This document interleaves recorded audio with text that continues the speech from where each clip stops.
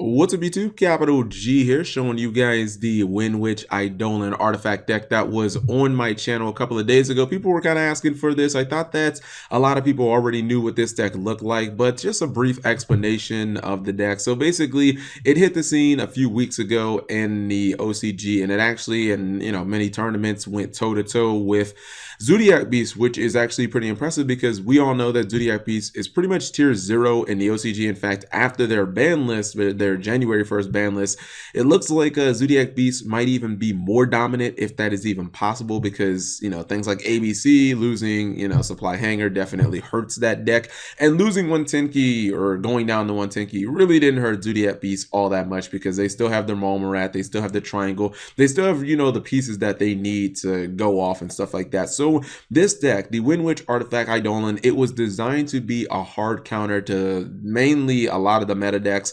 especially to Zodiac Beast, because this deck specializes in keeping your opponent out the damn extra deck. Obviously, that's why you're playing the Artifact engine. It used to be like back in the day when like Hat was a really big deck, you'd play the artifacts just for all the disruption of morale tech, but this deck really plays the artifacts more so for sight, just keeping your opponent out of the extra deck. If your opponent summons Malmarat or any of their important Zodiac Beasts, you just flip over the artifact Sanctum, you summon your Scythe, and then bam, they're just locked out of the extra for the rest of the turn. Doesn't matter if they Dark Hole you, doesn't matter what they do.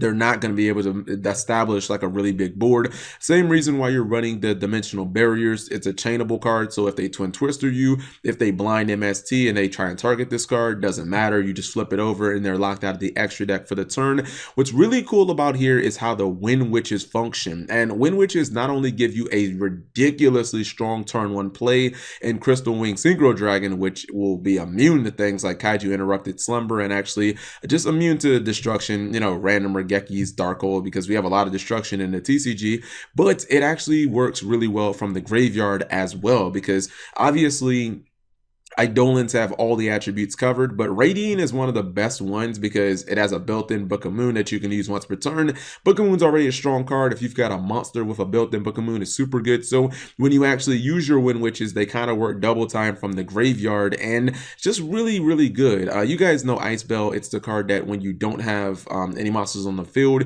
you basically special summon it, and then it ends up turning into a Crystal Wing. What's really cool about this is if you don't draw the right, Wind Witches that you need, you can actually use things like Wonder Wand, and you can, basically give those cards up and draw more cards. And it actually works with Alistar as well. I know some of you guys are like, well, Cap, what if I open with Alistar, but I don't have, the Ice Bell? So basically, a lot of times what you can do is you can like normal summon your Alistar, you can get your summoning magic, you can Wonder Wand your Alistar off the field, and then you can, use your Ice Bell, and you can go for your Crystal Wing Synchro Dragon, and then in that same turn, you can just activate your summoning magic, get your Radine, and you have a turn 1 that's pretty impressive. You've got like Crystal Wing, that was actually in a replay if I'm not mistaken. It was like Crystal Wing Synchro Dragon plus Radine, and if you back that up with, an Artifact Sanctum, or maybe a Vanity's Emptiness, a Deep Barrier, a Solemn Warning, an Evac, any of these cards, it's going to be pretty fucking hard for your opponent to surmount your field, like for your opponent to actually get rid of it. And even when you don't have a field that locks your opponent out of the extra deck, or you don't have those cards, you play things like Maxi and Ghost Ogre.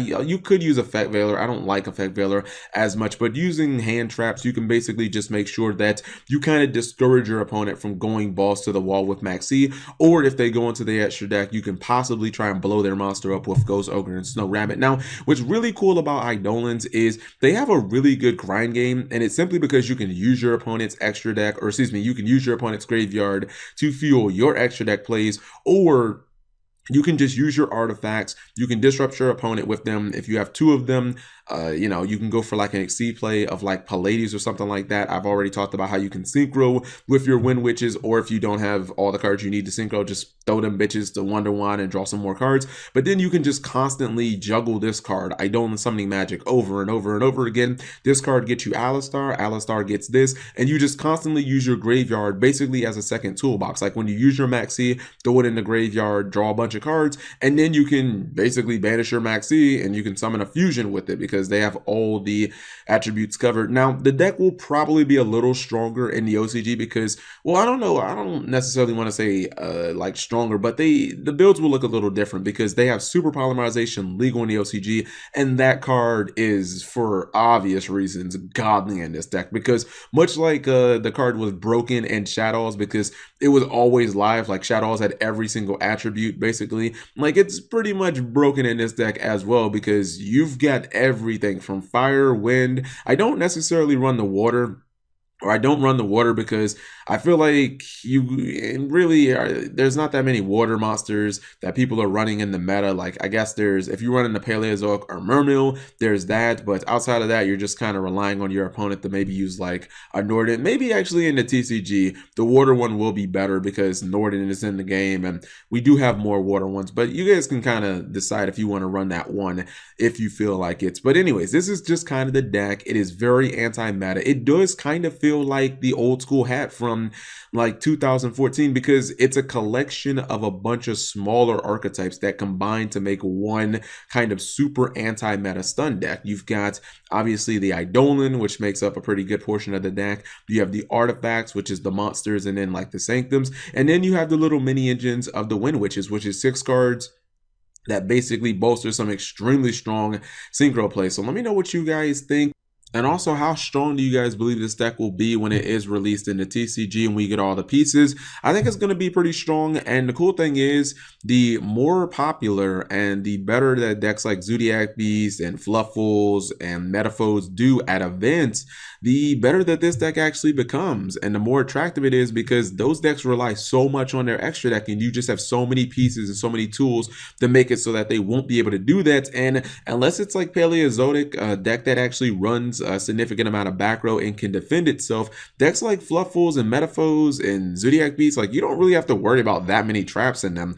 You know, when you flip over a dimensional barrier or you flip over like the artifact sanctum and you're bringing out Scythe, the Momorat play just stops and they're not going to be able to do that much to defend themselves. And at that point, you can just kind of wall up. You can get a Radine or you can get a Merkaba and just like start negating all the shit that they want to do. And it's pretty much just a coast to victory. So you guys let me know what you think. Thank you for watching as always, and subscribe if you have not already.